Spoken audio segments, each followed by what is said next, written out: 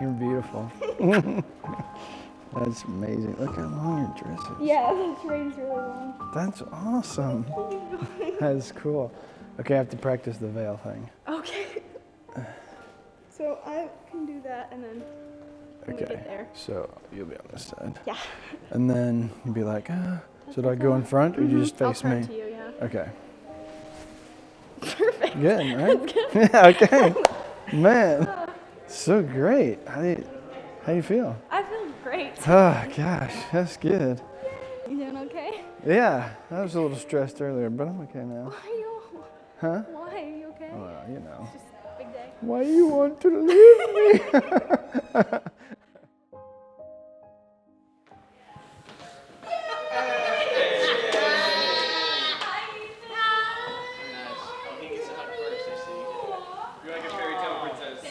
Wow. You look so lovely. Wow.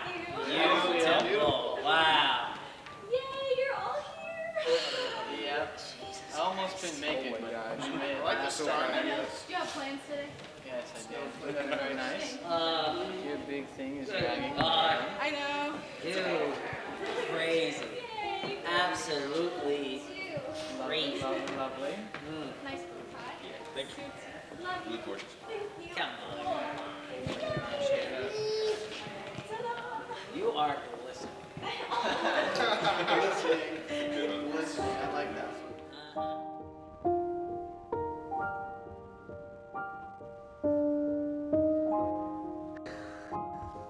Wow. You look so gorgeous.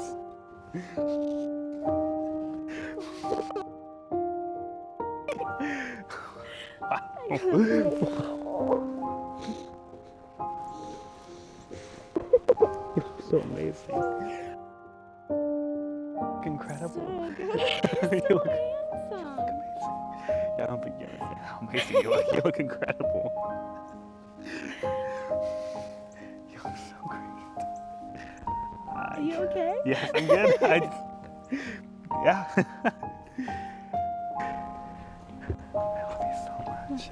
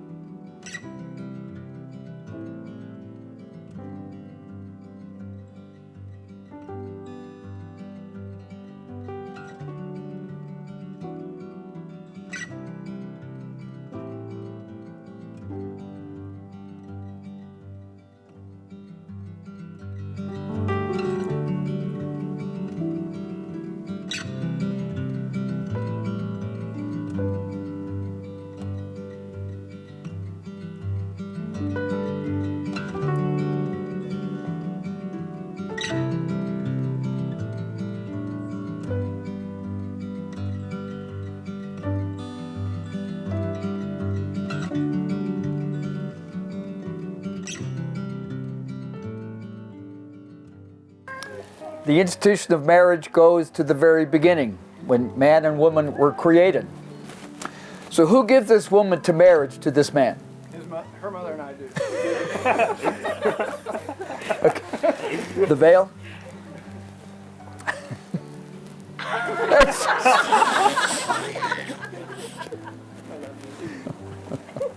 It's all yours. Thank you.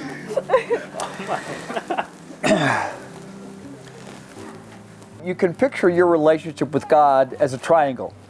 where God is at the tip of the triangle pointing up, and you are at the two base angles of the triangle. As the two of you grow closer to the Lord in your journey with Him, you will naturally grow closer to each other. Hannah, I love you. As we are standing here with God and man, demonstrating our commitment to one another, I want to make it known that I recognize all of God's authority over my life, which is demonstrated from His loving heart. He has chosen me to be one of His own, and He is now my life. I recognize that He has blessed me with you and entrusted me your life as a free gift that I have not earned. As Ephesians 5:25-27 says, "Husbands, love your wives, as Christ loved the church and gave Himself up for her, that He might sanctify her, having cleansed her by the washing of the water with the word, so that He might present the church to Himself in splendor, without spot or wrinkle or any such thing, that He might be holy and without blemish. Because of these things, Hannah, I want to love you with His love, to provide for your needs through Him, and to lead you as He leads me, as long as He gives us life together, regardless of the circumstances." Psalm 34:3 tells my heart when I ask you to marry me, so it expresses my heart now. Oh, magnify the Lord with me, and let us exalt His name together. Devin, I love you too. I love the way you have willingly grown and worked to be the faithful and mature man of God I have the honor of marrying today. I'm confident that God gave you to be my wonderful husband. I vow to you to work hard at our marriage by seeking Christ to make me the loving helpmeet that's just for you. I can do nothing on my own, so I vow to seek Christ to help me sharpen you and never tear you down, to love God first and you second. I vow to willingly come under your leadership, to seek Christ to help me not give in to my desire to control, but to be a wife who builds you up and supports you as the leader of our home. I'm beyond excited to marry the most patient, loving, faithful, and hardworking man that I've ever met. A remembrance of Christ's faithfulness and sacrifice on the cross. He paid the price for our sins by dying the death we deserved and delivering us to a life of freedom. Jesus became flesh on our behalf to live the perfect life that we cannot. Because of His great love, we get to live a life covered by His grace. The night that Jesus was betrayed, He shared the Last Supper with His disciples. This is from the book of Matthew. While they were eating, Jesus took the bread, and when He had given thanks, He broke it and gave it to His disciples, saying, "Take and eat. This is my body." Well, as a minister of the gospel of Jesus Christ, and by the authority invested in me by the laws of the state of Texas, it is my pleasure to pronounce you husband and wife. What God has joined together, let no man put asunder. Devin, you may now kiss your bride.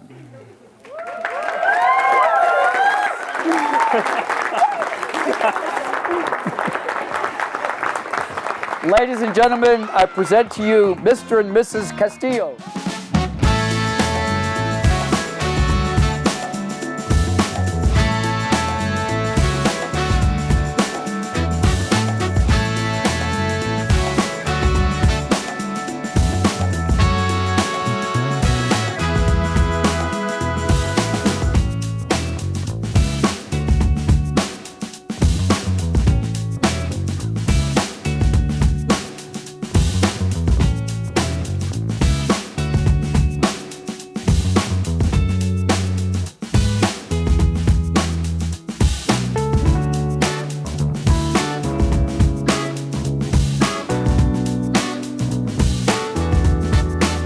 For the first time as husband and wife, let's hear it for the new Mr. and Mrs. Castillo.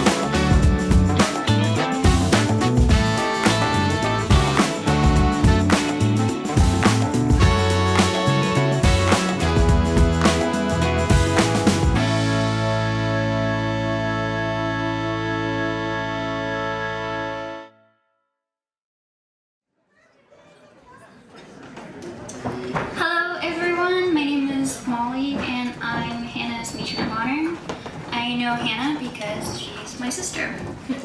Technically, she's my sister-in-law, but it's easy to forget that sometimes. Because Hannah is so effortlessly loving, and she cares for the people in her life so well that I felt like she's been my sister and my family for a long time. And that's actually a huge reason that I became her sister-in-law anyway. When I was dating Hannah's older brother, Joshua, the first time he brought me to meet his family, you immediately felt the genuine love that everyone in his family had for each other. And as soon as they realized that Josh loved me, they loved me too. They accepted me and made me part of their family. So I was like, obviously this is a family I'm gonna marry into, so kudos to you, Devin, for figuring that out too. But back to Hannah. Like I said, she's my sister.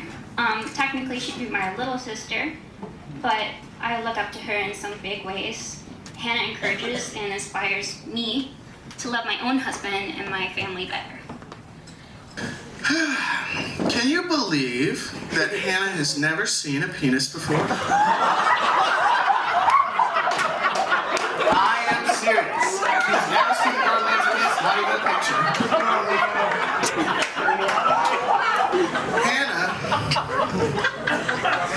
Hannah has always been kind. Hannah has always been kind.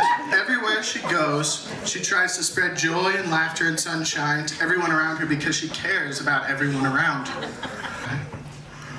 Hannah has always been my friend.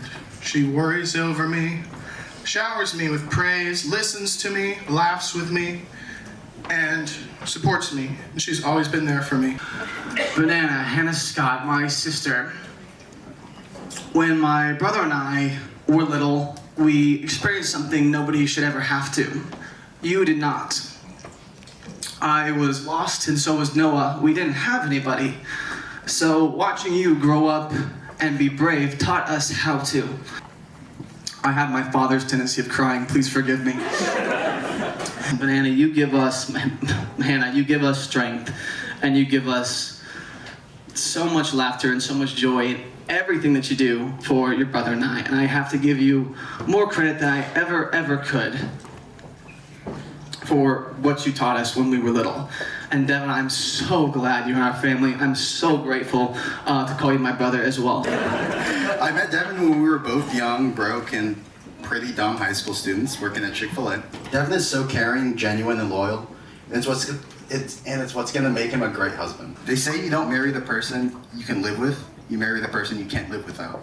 This sums up Hannah and Devin, especially you, Devin, perfectly. Let's raise a glass to the happy couple.